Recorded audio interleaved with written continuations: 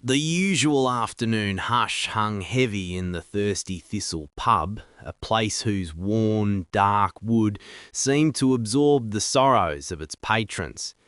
Sitting in his customary dimly lit corner booth, with the late autumn sun casting a pale stripe across his back from the window, was old man McTavish.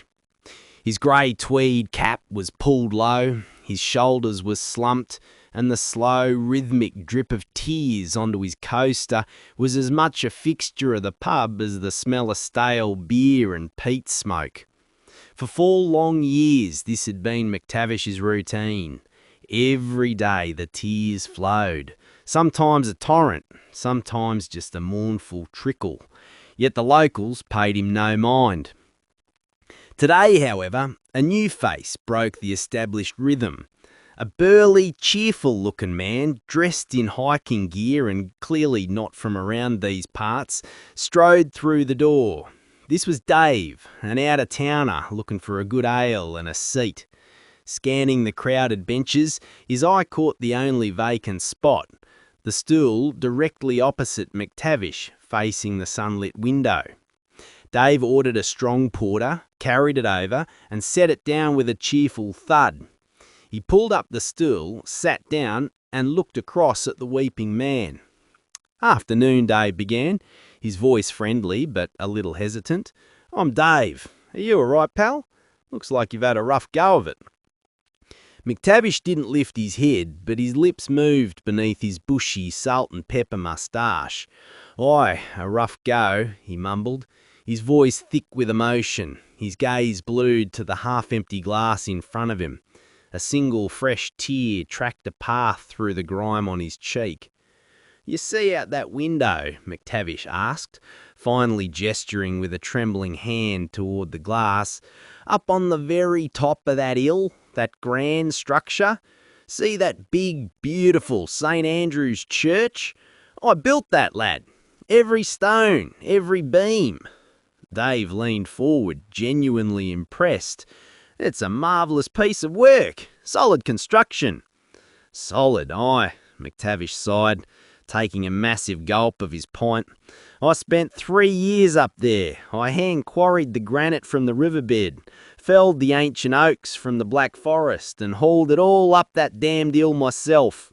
I laid every single stone and carved every pew.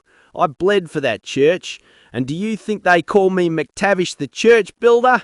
Do you think they sing songs about the artistry of my craft? No, they don't." "Well, that's a crying shame," Dave commiserated, shaking his head. "It's a genuine work of devotion." McTavish took another mournful swig, his eyes now welling up again. "It gets worse, lad, it gets worse," he lamented. "You see that low, arching stone structure just over the riverbank, right next to the church? That magnificent old Riverdale Bridge? The one with the 5 perfect arches? Yes, I noticed it on the way in. It's truly a thing of engineering beauty." "It is, lad. I built it. The old bridge was 3 miles upstream, a heck of a walk in the dead of winter for a good congregation, so I spent a year down there, working through the floods and the frost. I designed that bridge so the good folk could cross the rushing water and get to the Lord's house quickly and safely. I even calculated the water pressure myself. And do you think they call me McTavish the bridge builder? Do you think there's a small plaque to acknowledge the man who connected their 2 halves of the town? No, they don't." "That's just terrible," replied Dave, deeply sympathetic now. "Honestly, that's 2 huge accomplishments they're simply ignoring." McTavish began speaking again, his voice rising to a choked whisper. "And do you see that lovely little winding road that goes from the end of the bridge all the way up the slope and right to the church's front gate? That perfectly graded, smooth surface? Yes, it looks brand new. A beautiful piece of access road," said Dave. "I hewed that road, lad. I spent another 6 months in the blistering heat chipping away at the solid bedrock with my own pickaxe and sweat, making a clean, safe path for the carriages and the villagers. And do you think they finally call me McTavish the road builder? The man who literally paved the path to salvation? No, they don't." He slammed his empty glass on the table, a fresh wave of tears cascading down his face. And all I did was shag one sheep! If you enjoyed this clip, please hit the thumbs up, hit subscribe and the bell. Also, please leave a comment telling me what country and city you are from. Cheers!